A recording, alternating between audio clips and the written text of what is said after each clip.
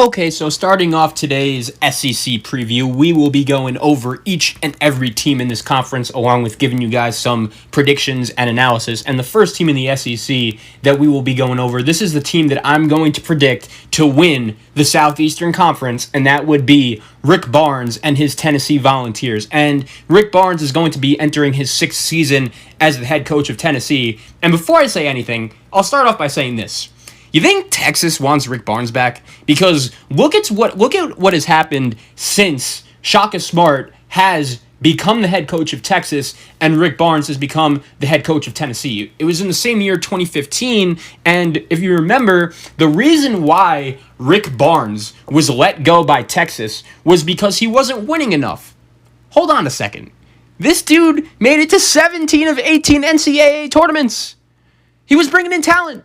And Texas right now has learned that was not a very smart move at all when they decided to get rid of Rick Barnes, pick up Shaka Smart, and the Tennessee Volunteers have taken real advantage of it. And I do think since Rick Barnes has became the head coach of Tennessee, each and every year he's done a really good job just improving this program and really setting the culture around this program to establish Tennessee as one of the more consistent teams in college basketball. We all remember the teams from a couple of years ago, which basically now, if you look back at that team, basically everyone who played significant minutes besides Jordan Bowden and Lamonte Turner are now playing in the NBA.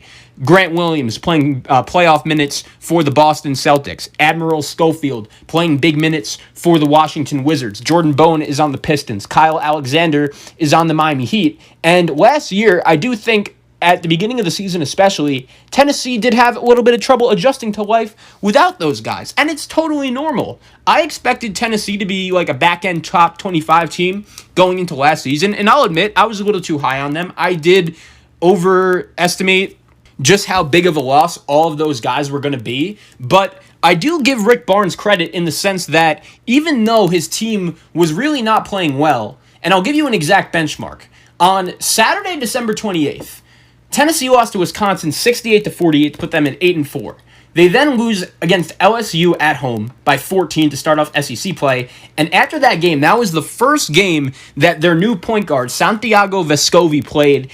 And also, that was when Lamonte Turner, one of their better guards, it was announced that he was going to be out for the season. So Tennessee, on January 4th last year, was 8-5 overall, 0-1 in SEC play, and were just looking like they were about to be facing a lot of adversity because they had a point guard that has never played basketball in the United States before. He literally just got off the plane. They lost one of their best players in Lamonte Turner, and I'll admit, if you're a Tennessee fan and you were feeling pretty nervous about where the direction of the team was going, I wouldn't have blamed you. But where Rick Barnes proved to be such a good coach was that he got his team to buy in. And it took a little bit of time. I feel like during the first half of SEC play, the only games they won were really the games that they should have won, beating your Vanderbilts and beating your Ole Misses and your South Carolinas. But as time went on, they did have a big 20-point home win over Arkansas. They did have a big home win over Florida. They had a road win at Rupp Arena over Kentucky, and I do think by season's end,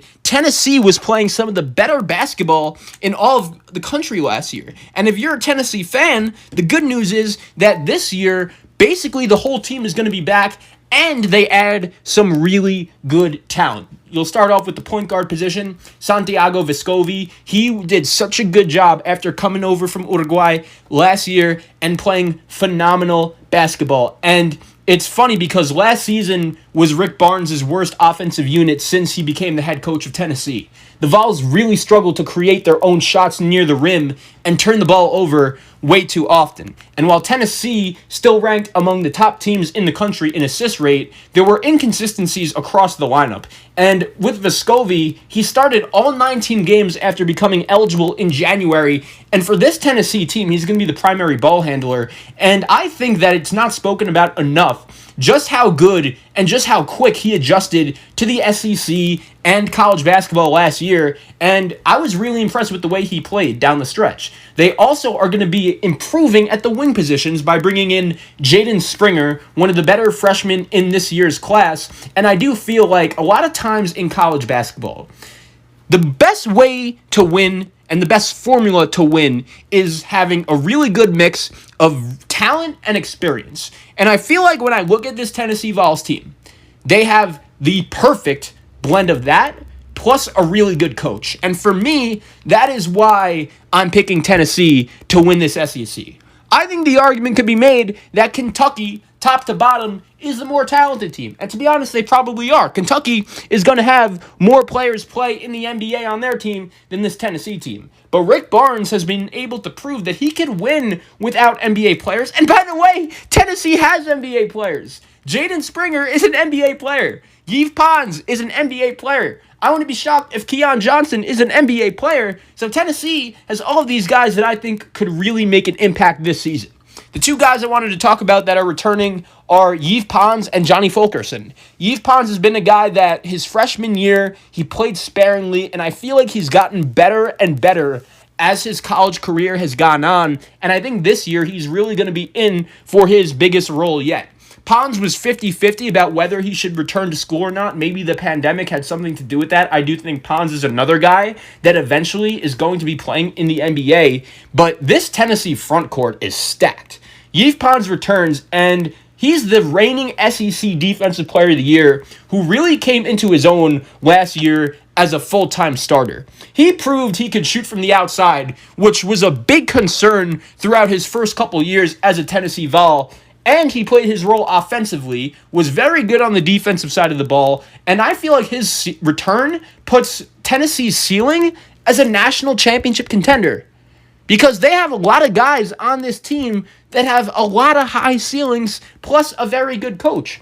And not only did they bring back Yves Pons, but they bring back Johnny Fulkerson, another big man and another forward who had a nice career renaissance last year, and he was the only Vol to earn all SEC honors, making the second team last season. He played about 30 minutes a game, and he only saw 12 minutes per game as a sophomore, but he really was able to take advantage of the opportunity that he got when Grant Williams and Admiral Schofield and Kyle Alexander, it all was announced that those guys were going to be leaving. And that's the thing about John Fulkerson. It's very rare in college basketball that you see a guy just stick his way out on one team and you just see him work and work and work until he finally gets a chance to play, and his game just gets better and better and better as time goes on. I think that's what's going to happen with John Fulkerson, and he'll be ready to break out this year. Tennessee also brings back a lot of returning talent, including Drew Pember and Olivier Nakuma, Uros Plavisic,